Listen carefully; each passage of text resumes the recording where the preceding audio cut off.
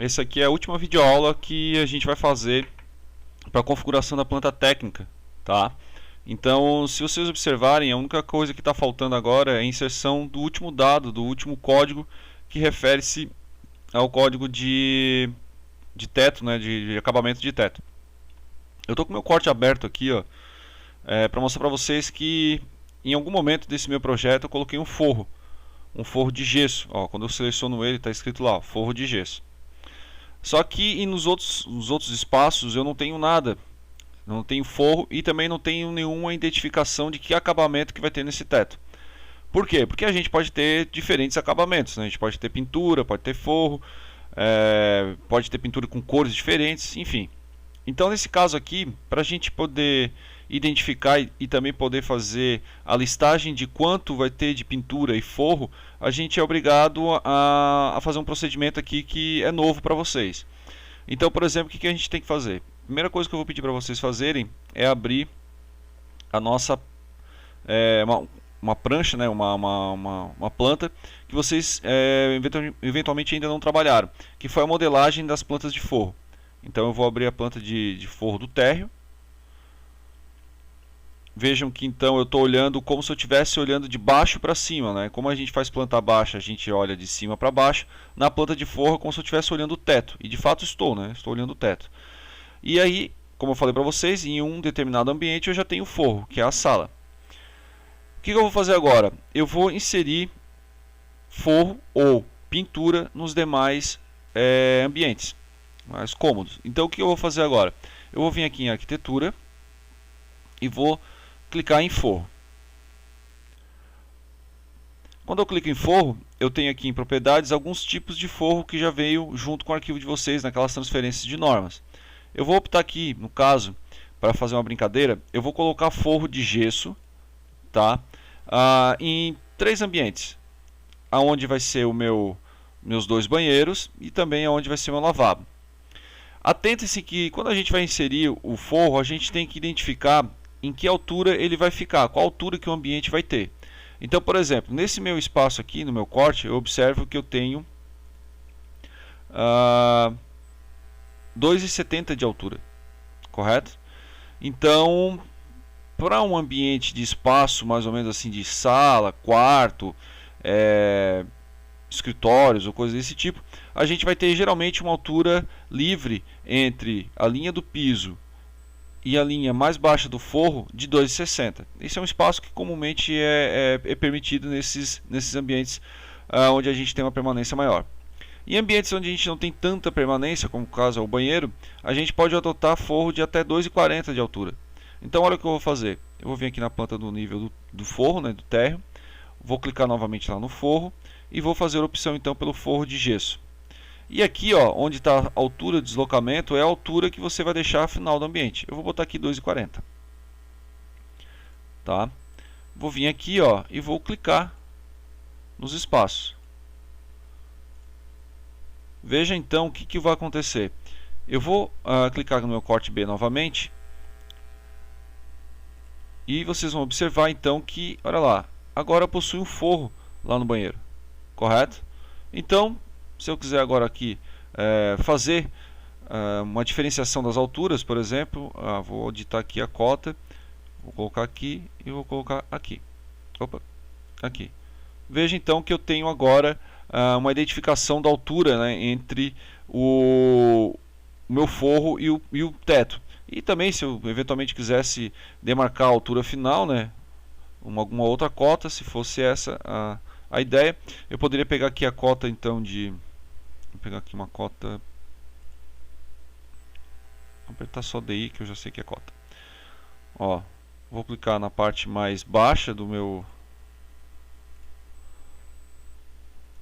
piso, na parte de baixo do meu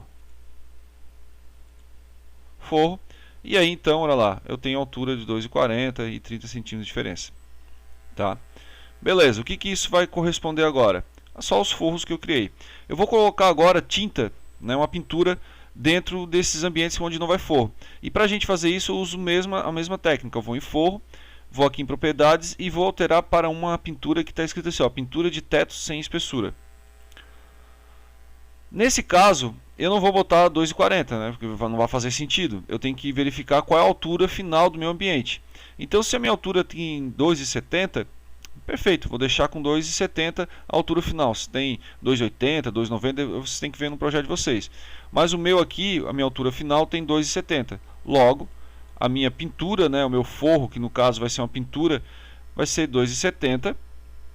Ó, vou aplicar 2,70 e vou simplesmente clicar lá nos ambientes onde eu tenho esse elemento. Gente, até aqui não tem muito mistério, é bem simples o procedimento. O que eu vou fazer agora? Veja, ó, que daí ele não cria nada, ó, ele cria só, ele fica coladinho lá no seu forro, tá? Você não vai ter nem que se preocupar com isso. O que eu vou fazer agora? Eu vou simplesmente vir aqui na minha tabela de forro, de gerenciamento de forro, vou pegar aqui as tabelas, ó, gerenciamento de teto, né? Clico nela e observem lá, eu tenho agora um código para gesso acartonado e tenho pintura acrílica sobre regularização de massa corrida, que é a pintura que eu coloquei ali do meu projeto. Gente, cor branco, beleza. Se você quiser trocar essa cor, né, dar outra pintura para ela, beleza. Você pode aqui colocar, por exemplo, cor cinza ou coisa do tipo. No caso eu vou deixar branco mesmo. E no forro também vou digitar um código, então vai ficar agora com dois códigos. Um para código de pintura e o outro para gesso. O que isso vai representar para o meu projeto? Vai representar isso aqui, galera. Eu vou vir agora na planta técnica, ó, minha planta baixa, e vou colocar os números. Se para o forro é número 2, então eu coloco aqui número 2. E vou fazendo isso em todos os ambientes que possui forro de gesso. Digito 2. Aqui também vai ser 2.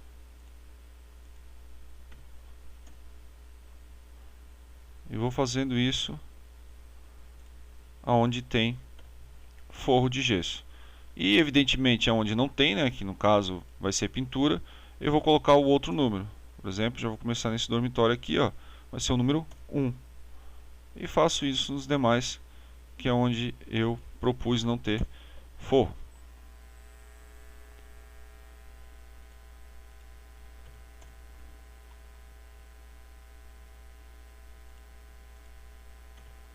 Beleza. Acho que não tem mais nenhum ambiente. Tem a circulação, ficou faltando.